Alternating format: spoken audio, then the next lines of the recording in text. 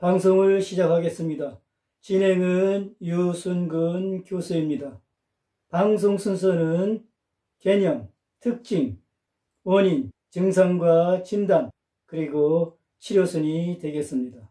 오늘의 주제는 기분장애, 기분장애가 되겠습니다.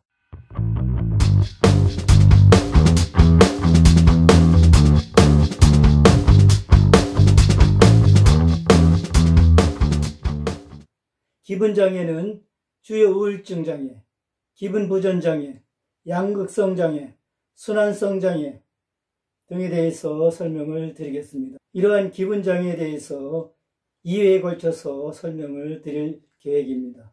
사람들은 즐겁고 활기차고 때로는 슬프고 우울함을 느낍니다. 이것들은 일반적으로 경험하는 기분 변화이죠.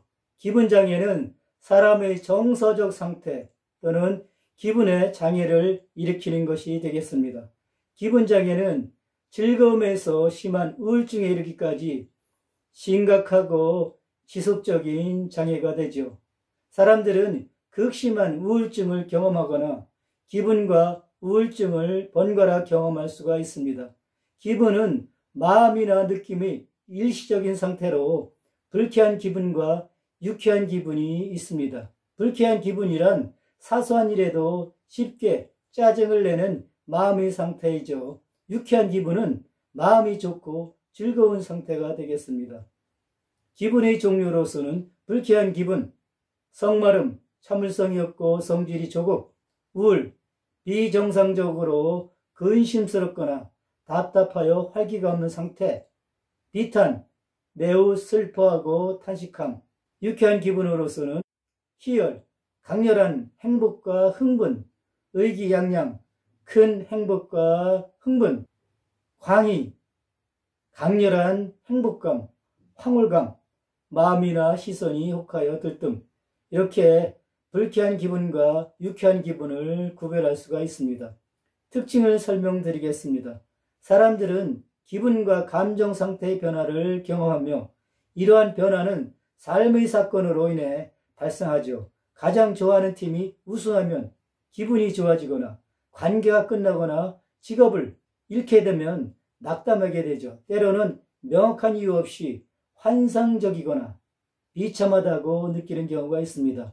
기분장애를 가진 사람은 기분 변화를 경험하지만 변화는 극단적이며 삶에 대한 자신의 전망을 왜곡시키고 기능을 손상시키기도 합니다. 기분장애란 기분과 감정이 심각한 장애가 되죠. 기분장애는 정서장애라고도 하며 기분이 너무 좋거나 너무 우울하게 느끼는 정신장애입니다.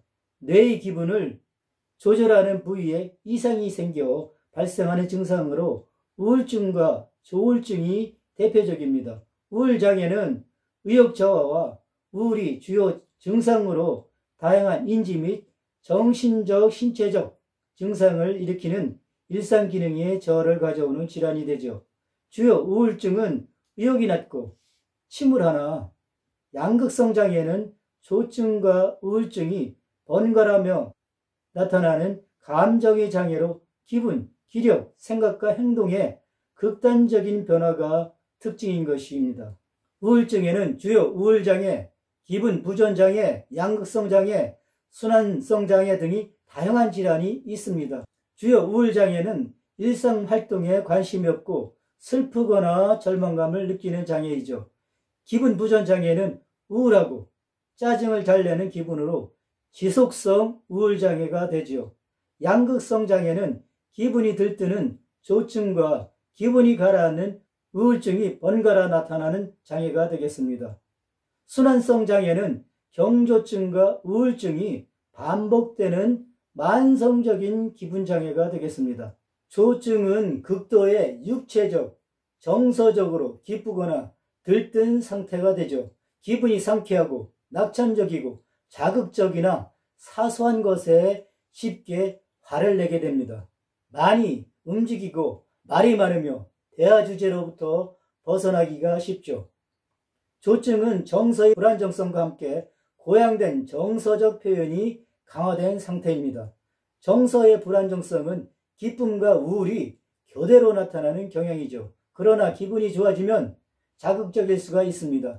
잠깐 우울한 증상, 사고의 비약, 빠르고 광적으로 말하는 것, 기력 증가, 수면 욕구 감소와 과다 활동이 관찰됩니다. 사고의 비약이란 환자가 거의 계속적으로 말을 하며 한 가지 화제를 완결하기 전에 다른 화제로 바꾸는 것을 반복하는 상태를 말합니다.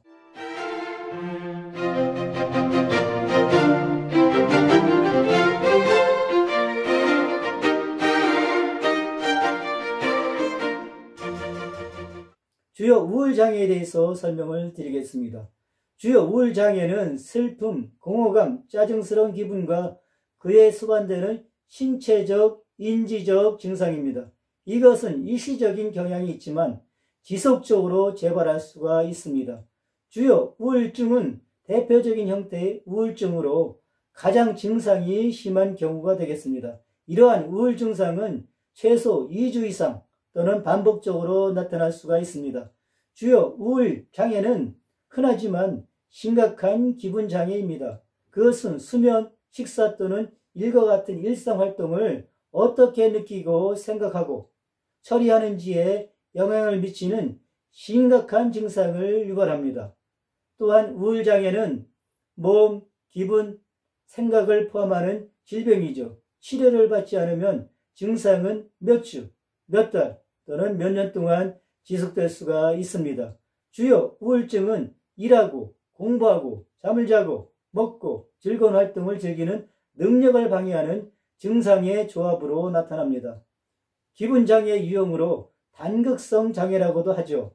심리적 우울증은 심각한 우울증의 현실, 환각 및 망상과 같은 정신병이 동반될 때 발생합니다.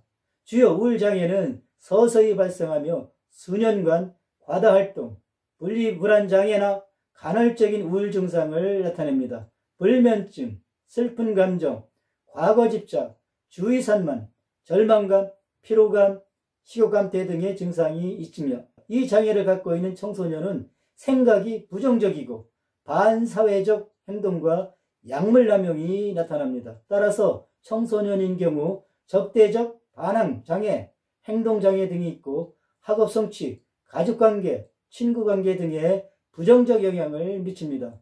학업 성적은 집중력, 관심과 동기 부족, 피로, 집착 등으로 떨어질 수가 있습니다. 또한 환각과 망상이 동반될 수도 있죠.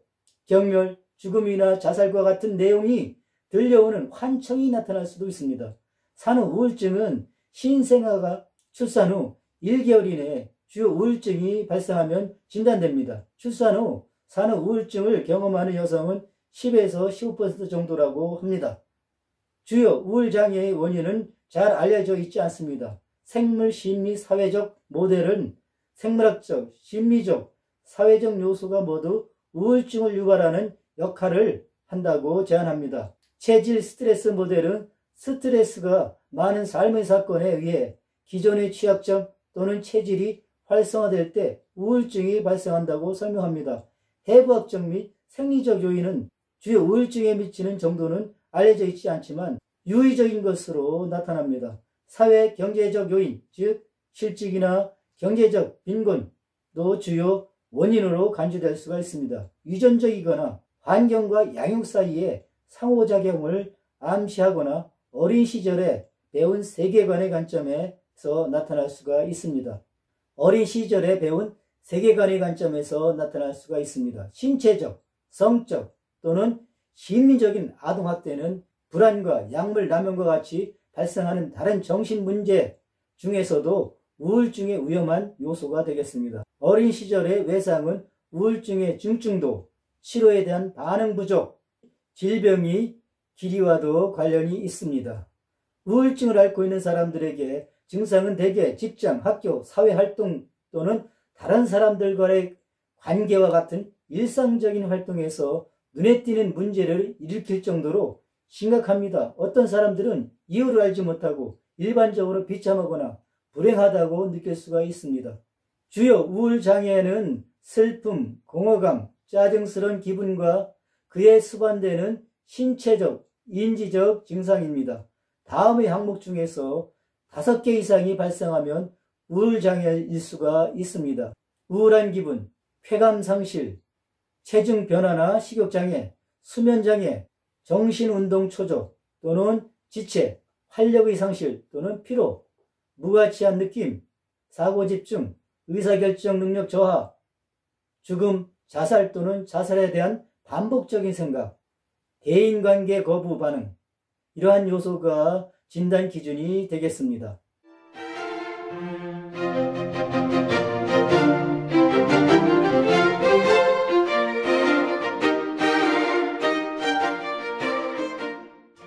기분 부전 장애 또는 기분 저하증은 경미한 증상이 만성적으로 나타나는 우울 기분 장애이죠.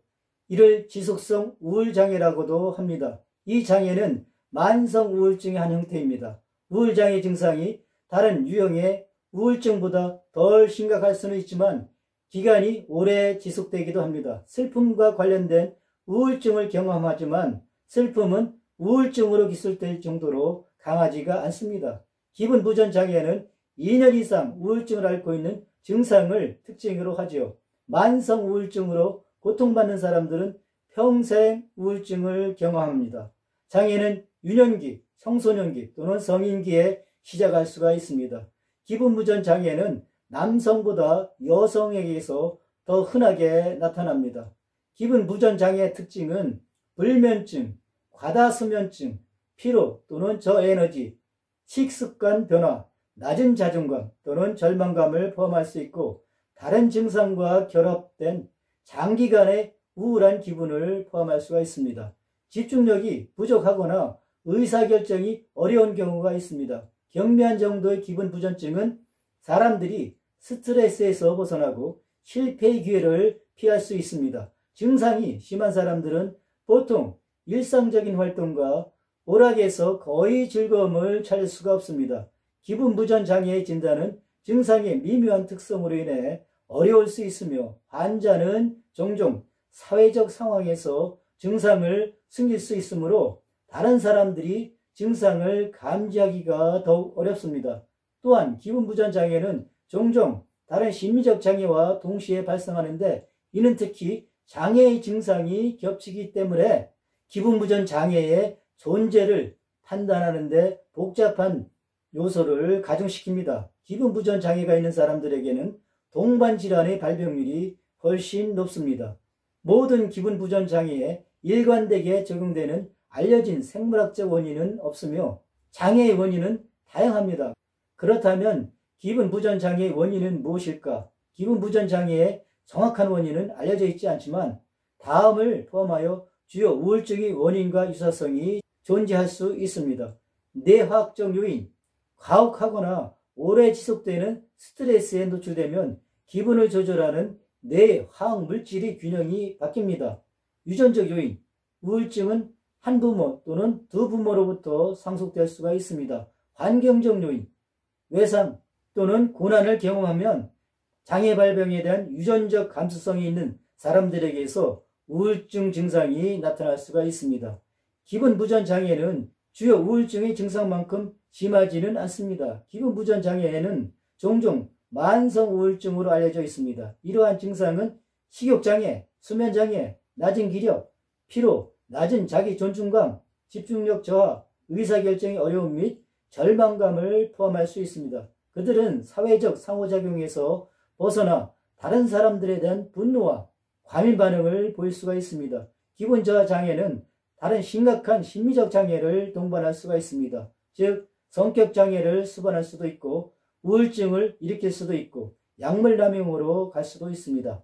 기분 부전 장애는 경미한 우울 증상이 만성적으로 나타나는 우울 기분 장애가 되겠습니다. 다음의 항목 중에서 2개 이상이 발생하면 기분 부전 장애일 수가 있습니다. 식욕 부진 또는 과식, 불면증 또는 과다수면, 저활력 또는 피로, 낮은 자부심, 집중력 부족, 절망감, 2년 동안 증상은 한 번에 2개월 이상 지속된다. 주요 우울증 기준은 2년간 지속적으로 나타날 수 있다. 이러한 사항들이 기분 부전 장애 진단 기준이 되겠습니다. 본 방송이 유익하셨다면 좋아요를 눌러주시고 구독자가 아니라면 구독을 신청해 주시면 감사하겠습니다. 시청해 주셔서 대단히 감사합니다.